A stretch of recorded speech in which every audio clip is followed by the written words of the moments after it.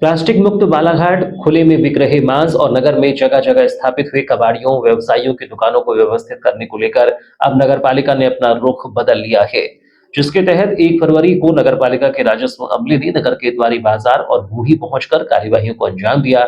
लेकिन नगर पालिका की कार्यवाही उस समय सवालों के घेरे में आ गई जब इतवारी बाजार में ज्ञात हुआ कि जिस कबाड़ी की दुकान को नगर पालिका ने लाइसेंस न होने पर सीज किया है, उससे ही वर्षों से नगर पालिका कर की वसूली कर रहा है। दरअसल 31 जनवरी को नगरपालिका अध्यक्ष भारती ठाकुर की अध्यक्षता में आयोजित हुई नगरपालिका की बैठक के दौरान तय किया गया कि मुख्यमंत्री डॉक्टर मोहन यादव की मंशा अनुसार नगरीय क्षेत्र में मांस मटन की दुकानों को व्यवस्थित किया जाएगा और यदि विक्रेता सहयोग नहीं करते हैं तो उनके खिलाफ नियमानुसार कार्यवाही की जाएगी। इसके साथ ही नगरीय क्षेत्र में जहां तहां कबाड़ियों ने बिना अनुमति के अपनी दुकान सजा ली है और जगह जगह पर अतिक्रमण कर लिया है, जिस अतिक्रमण को चिन्हित करने के साथ ही अब नगरपालिका की टीम कबाड़ियों के कार्यस्थल का निरीक्षण करेगी। चूंकि लगातार निजी और शासकीय निर्माण कार्यों और अन्य स्थानों से होती चोरियों से ये शंका जताई जा रही है कि चोर चोरी का माल खपाने कबाड़ियों का सहारा लेते हैं, जिसको लेकर कबाड़ियों के कार्यस्थल और सामग्री की जांच की जाएगी और यदि नगरपालिका की टीम को जांच में कोई संदेहास्पद लगता है तो वह इसकी शिकायत करेगी। इसके अलावा गुजरी और इतवारी बाजार में आवागमन को बेहतर बनाने और पार्किंग तय करने के लिए किए गए अतिक्रमण को हटाने की कार्यवाही की जाएगी ताकि विक्रेताओं या बाजार से होकर गुजरने वालों को परेशानी का सामना न करना पड़े, जिसको लेकर 1 फरवरी को नगरपालिका के राजस्व अमले ने गुरुवार को कार्यवाही की शुरुआत मांस की दुकानों से की, जिसके तहत नगरपालिका के अमले ने बूढ़ी का रुख किया जहां खुले में मांस का विक्रय किया जा रहा था, जिससे गंदगी फैलने के साथ ही दिन भर बदबू आने की शिकायत भी लोगों के द्वारा की गई थी। इस दौरान जहां मौके पर पहुंचकर नगरपालिका के अमले ने खुले में रखे मांस को जब्त कर पंचनामा कार्यवाही की और कार्यवाही के दौरान दुकानदारों पर 1-1 हजार रुपये का जुर्माना लगाया है। साथ ही दुकानदारों को खुले में मांस का विक्रय नहीं करने की हिदायत दी है। हालांकि कार्यवाही के दौरान स्थानीय लोगों ने कहा कि मांस विक्रय की इन दुकानों को सार्वजनिक स्थान से हटाया जाना चाहिए, क्योंकि इन दुकानों के कारण काफ़ी परेशानियां हो रही हैं।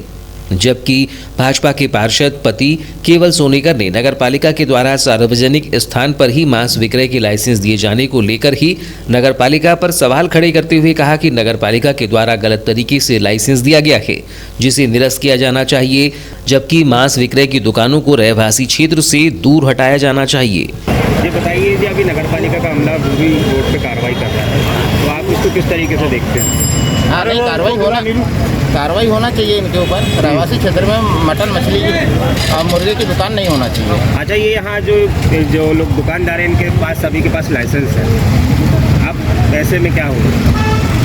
लाइसेंस है तो ये छोटी बात, नगर पालिका ने दे दी होगी इनको लाइसेंस, तो उसकी जांच होना चाहिए, उनके लाइसेंस निरस्त करना चाहिए। लाइसेंस निरस्त करना चाहिए। अच्छा, अभी यहाँ पे देखा जा रहा है कि जो कुछ दुकानदारों ने दुकान अपनी ढाक ली है तो उनको छोड़ा जा रहा है। नहीं, अभी तो ऐसी कोई कार्रवाई नहीं हो रही है तोड़ने डालने की। क्या लगता है इसमें कहीं ना कहीं नगर पालिका की गलती नहीं मानते आप? पूरी मानते हैं नगर पालिका की गलती है। कार्यवाही की अगली कड़ी में नगरपालिका का अमला इतवारी बाजार में संचालित कबाड़ की दुकानों पर पहुंचा। यहां पर कबाड़ की दुकान की जांच में ये बात सामने आई कि इस दुकान का संचालन तो कई वर्षों से किया जा रहा है, लेकिन दुकान को चलाने के संबंध में किसी भी प्रकार के दस्तावेज तक नहीं बनाए गए हैं। इतना ही नहीं, दुकान संचालन का लाइसेंस भी उक्त दुकान के पास नहीं मिला था, जिसके चलते ही नगरपालिका के अमले ने उक्त दुकान को सील करने की कार्यवाही की। इस कार्यवाही के दौरान दुकानदार ने नाराजगी भी जताई है कि उसे न तो कोई सूचना दी गई और न ही कोई नोटिस, बस दुकान में पहुंचकर सीधे दुकान को सील बंद करने की कार्यवाही की जा रही है। जिसके बाद कबाड़ की दुकान में दुकान संचालन का लाइसेंस तो मिला, लेकिन जब जांच की गई तो पता चला कि उक्त दुकानदार ने 2013 से न तो दुकान का और न ही मकान का टैक्स पटाया है, जिस पर उक्त दुकान को सील किया गया है। कार्रवाई पूरा प्रशासन ने हमको भिजवाया है। हमारी भी समझ लीजिए, हम आपसे निवेदन कर रहे हैं कि अगर आपके पास कुछ हो तो वो हमें दिखा दीजिए। नहीं तो फिर सुनिए, तो आपके पास में इस व्यवसाय को करने के लिए लाइसेंस है क्या? लाइसेंस तो आपका सामान और कहाँ है, पहले हमें थोड़ा कहाँ है देखो। मोबाइल क्या कर रहे हैं? जाएंगे तो दरवाजा खटखटाएंगे, हम आप डायरेक्ट आए मेरी दुकान को बंद कर रहे हो। डायरेक्ट नहीं आए, हाँ, आधे चलो घंटे की ठीक है, कार्रवाई। ठीक है, जो भी है वो आप जो कर रहे हो बहुत बढ़िया कर रहे हो। चलो ठीक है, मेरी रोजी रोटी बंद कर रहे हो, ठीक है। मैं कोई गलत आवेदन, मेरे पास में हर चीज दस्तावेज है। वो कहीं दिक्कत मैं नहीं कोई गलत तरीके से, आपसे- इसके पहले भी तोड़ दिया गया था, मेरे पास पूरे कागज थे, तोड़ के गए थे। उसके बाद में शासन ने बोला भाई तेरा नोट जो नुकसान हुआ तू अपने पैसे से बना के फिर रहना चालू किया। मैंने अभी आप आए मेरे दुकान को ताला लगा रहे हो। मैंने कोई गलत अपराध कर रहा हूँ या गलत तरीके से मैं रह रहा हूँ तो बात और है। हम आपसे मेरे क्या बाद पूछ रहे में हैं? बाकायदा टैक्स पटा के अरे बाकायदा सुनिए तो, तरीके से मैं ये रह रहा टैक्स हूँ। पटाओ। आप आ रहे हो मेरी दुकान को बंद कर रहे हो, चलो ठीक है बंद करो भाई।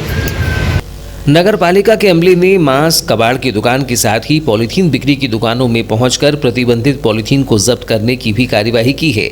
यहां मिली जानकारी के अनुसार पॉलीथीन पर पूर्ण रूप से प्रतिबंध लगाने के लिए प्रतिबंधित पॉलीथीन को खपाने या फिर वापस करने के लिए नगर पालिका ने 15 दिनों का समय दुकानदारों को दिया है। बावजूद इसके 15 दिनों के बाद भी दुकानों में प्रतिबंधित पॉलीथीन मिली है, जिसके चलते ही नगर पालिका के अमले ने प्रतिबंधित पॉलीथीन को जब्त करने की कार्यवाही की है।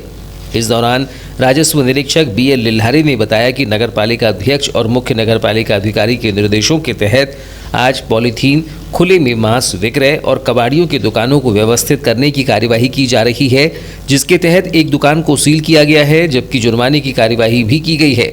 आज नगर पालिका द्वारा कल माननीय परिषद अध्यक्ष जी द्वारा ली गई बैठक और CMO साहब के निर्देशानुसार अपने को मतलब ये प्लास्टिक पन्नियों का जो है विनिष्टीकरण की कार्रवाई और मतलब 1 तारीख से जो बंद करने वाला है उस कार्रवाई के अंतर्गत हम मार्केट में निकले हैं। साथ ही मांस मछली मटन का जो विक्रय हो रहा है उनके अवशिष्टों का निस्तारण किस प्रकार से किया जा रहा है वो सब चेकिंग करने के दौरान हमारे द्वारा कार्रवाई की गई है। साथ ही कबाड़ी व्यवसाय करके जो कर रहे हैं उनके द्वारा भी मतलब लाइसेंस लिया गया है नहीं लिया गया है, उस कार्रवाई को भी दृष्टिगत रखते हुए ये कार्रवाई की गई है। साथ ही आज दिनांक से मतलब बस स्टैंड की जो वाहन विराम शुल्क है रात्रि विश्राम वाले, उसमें से 100 रुपये प्रति दिवस उनसे ले जाने संबंधी कार्रवाई को भी आज से मतलब शुरू किया जाएगा। कार्रवाई के दौरान ये देखने में मिला है कि जो कबाड़ दुकान संचालित करते हैं उनके पास में कई वर्षों से संचालित करें, लेकिन लाइसेंस उन्होंने अभी तक नहीं बनवाया है। इस प्रकार की कार्रवाई आज है तो इतवारी बाज़ार में पाई गई।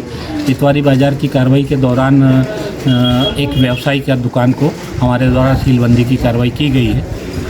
तो प्लास्टिक की कितनी दुकानों में और कार्रवाई? प्लास्टिक की दुकानों की कार्रवाई आज 2 दुकानों की कार्रवाई की गई है और अभी वर्तमान में मतलब ऑफिस में PIC की बैठक की कार्रवाई भी की जानी है, जिस हेतु मतलब ये कार्रवाई निरंतर जारी रहेगी। परिषद के दिशा निर्देशों के अनुरूप हम इस कार्रवाई को लगातार जारी रखेंगे। एक प्लास्टिक की दुकान से कुछ सामग्री भी जब्त की गई है। प्लास्टिक की दुकान से कुछ सामग्री ऐसी है जो मतलब है तो सिंगल यूज़ प्लास्टिक है, तो उसको जब्त करने की कार्रवाई की गई है। अच्छा, जो कबाड़ की दुकान आपने सील की है वहाँ से नगर पालिका सालों से कर वसूल रहा है, बावजूद उसके क्या नगर पालिका ने आज तक उसको देखा नहीं?